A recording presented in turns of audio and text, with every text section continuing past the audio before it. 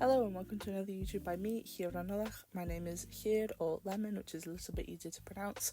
And today I thought I would draw the sort of planets in our solar system as sort of D&D / high fantasy sort of anime girls, just to sort of change it up a little bit.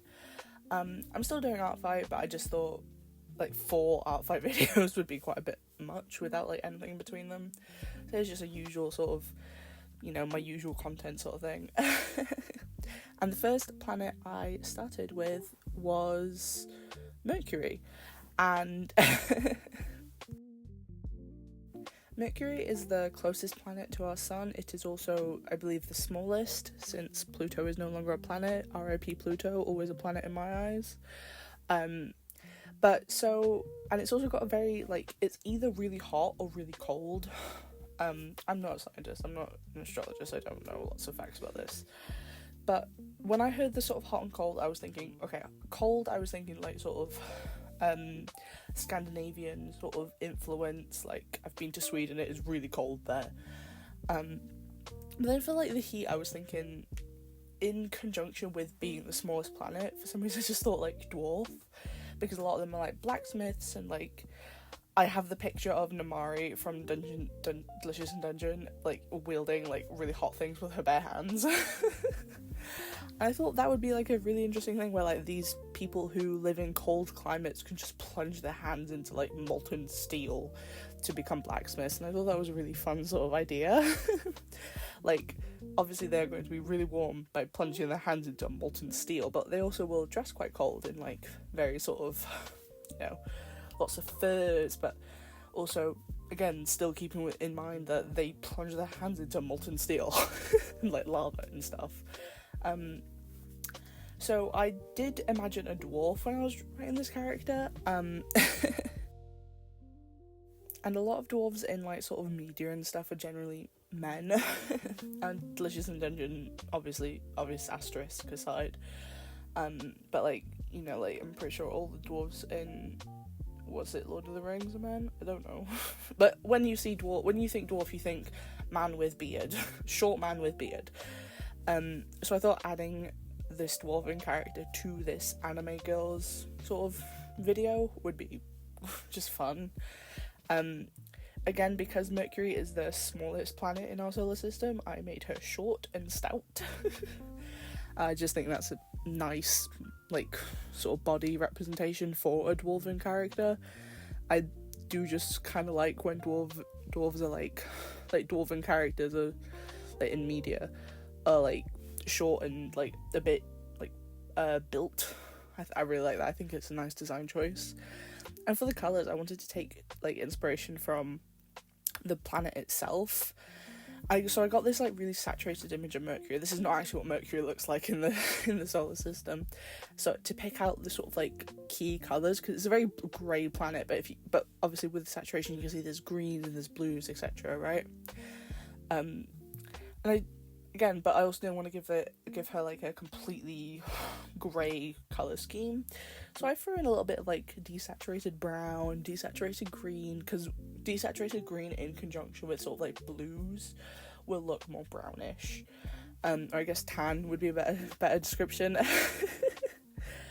And so yeah, I think this character is a good sort of starting point, really. Again, I just really like the mental image of her plunging her hands into this molten lava. Also, just a really quick asterisk, because I heard myself talking just now in the recording.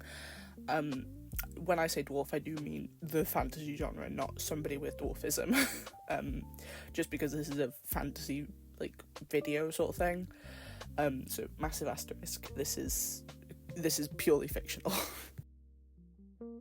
I just wanted to give her a big ass badass scar with a big ass battle axe, because I like that.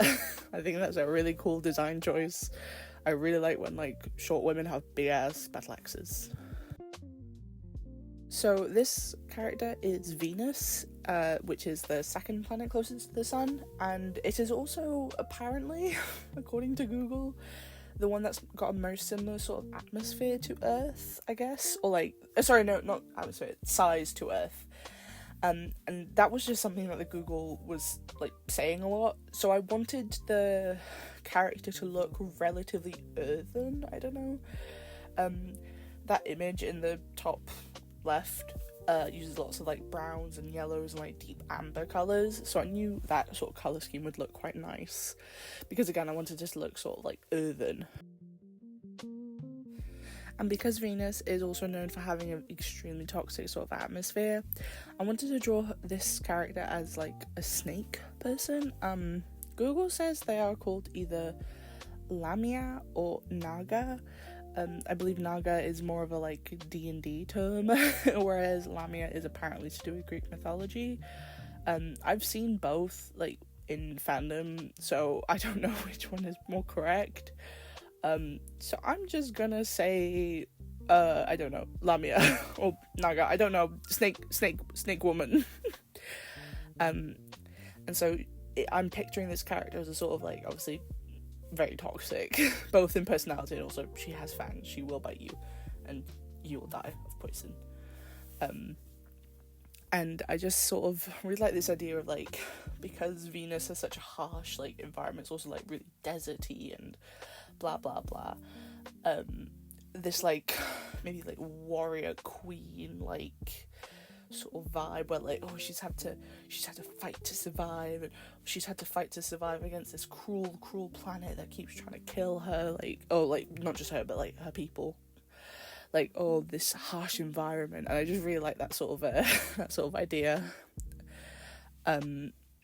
So yeah, and again, because she's sort of the primary like feature of Venus is its toxic environment, toxic personality trait, you know.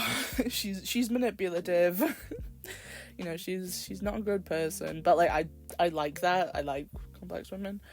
And I think it would be actually quite interesting for like this is a sort of D&D part. It would be quite interesting, I think. All these characters sort of interacting with each other. You've got like a very earnest, like hardworking dwarven character, and then like a manipulative like girl boss, whatever it's called. I don't know. I'm not very good with the young people terms. Drawing a snake's tail is surprisingly difficult. I thought that would be easy. It was not. And I am terrified of snakes. I am actually deathly terrified. So I could not look up a reference.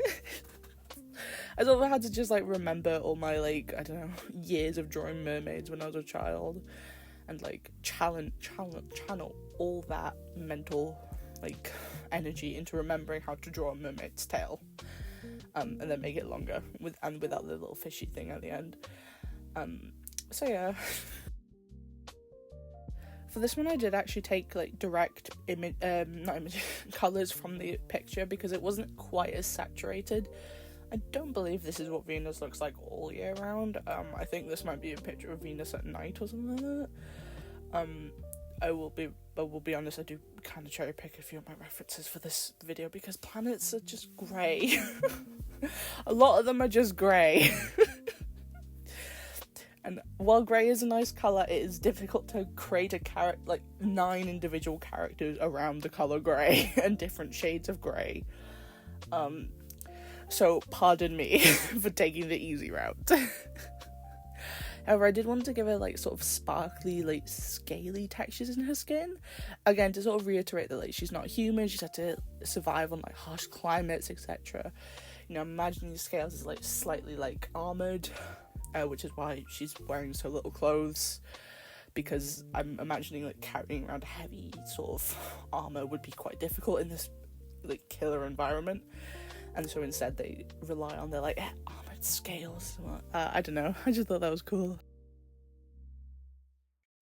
And this character is meant to represent Earth. I did not need a reference for this one. This is my home. I know what this looks like. We live here. This is my house. Jokes aside, I remember the Earth-chan memes. But COVID, you're killing them. But Earth-chan, they're killing you, or whatever it is. Like, I remember them. Okay, I'm aware. I hear you. However, yeah, I did want to draw Earth as like a sort of character. And funnily enough, Earth as a concept is in a lot of mythology. like you have like Gaia and other sort of like Mother Earth sort of ideas in mythology, and I did like that. I really like that. That's why I gave her a bit of like wider figure, because again, Mother Earth, childbearing hips, a body that could nurture children. I'm not saying that other body types can't, it's just a sort of easy characteristic to sort of portray. But then I was thinking what like fantasy race to make her, and I was open to making her a human. Like, again, this is our house, but I also don't believe that Earth is only our like house. Like, we share the Earth with so many different species and so many different like yeah. we share this planet, and if you'll let me be a little bit woke about it, this is not necessarily like our planet in a possessive sense, like it's our planet in a communal sense. So I wanted, and while I was having those ideas, I was like, that's kind of like obviously very, I guess, dryad-y. So I made her a dryad, sort of like a mixture of different like races. I made her like kind of like fauna-y, like deer-y, like deer as in like the animal. But still gave her quite like human-like features and like, you know, bipedal limbs, etc. And again, very like mammalian sort of humanoid features. And I really like her. I think she's really cute. I do kind of realise she does look a little bit like Noelle from Deltarune. Please ignore that. I do not try that. That was not intentional. However, again, like, I am sort of imagining her as like this like forest spirit who is like a little bit like Pan in Greek mythology. Like, she's connected to the deities and everything on the earth, etc. And I did make her wear a big shawl. I thought that was cute. I was tempted to make her wear less clothes, not in like a pervert sense, just in a sort of like naturist sense, because not a lot of cloth in the modern era is made sustainably. A lot of cloth in like traditional and indigenous senses are. You can make cloth in sustainable ways, but I was like, oh, would she? Would she? But this is a sort of like more fantasy realm, so I think she would. So yeah, I wanted to. These were very intentional design choices. Because also, again, like, because the colour scheme of Earth is blue and green, those are not dyes that are easy to make. I'm not saying that inherently, like, bad for the planet, but I do understand that, like, for somebody who would be caring a lot about the planet in a sort of, like, D&D fantasy setting, blue dye might be a little bit expensive. But I think it works. I think I made it, like, a sort of, like, neutral blue that's quite good. And I really wanted to give her, like, deer face markings. I'm sorry, I'm cringe. I'm just a girl. I'm just a boy. I'm just a lad. I can only do so much. I'm a product of my environment. I wanted to give her cool little deer, like, fauna, like, character, like, I don't know, markings. I just thought it was cute. And again, I would really like to see how these characters interact, like a really toxic Lamia person, a really nice hardworking dwarf, and then just like Mother Nature. I think that'd be quite interesting. And again, because the dwarf is like, you know, using molten lava and stuff, I'm not saying she's like inconsiderate of the earth, but I was like, maybe she wouldn't, you know, maybe she doesn't, maybe she pours some steel into like the bin, and it maybe isn't the best. But, you know, I think these characters being politics would be quite interesting to sort of go through. Anyway, again, for this character, I really like this, like, layered look, and I made her barefoot because connected to nature. But we are getting to the end of the video. Thank you so much for watching. I really appreciate it. By the way, I got a new microphone. Can you guys hear the difference in sound quality? I don't know. My dad says I need to, like, play around with it, with the quality, to see if I can get higher quality, because a lot of it is the audio itself, but I think it sounds a lot better than my old stuff, so, you know, it's progress. Anyway, bye. Thank you so much for watching. Please like and subscribe. Okay, bye.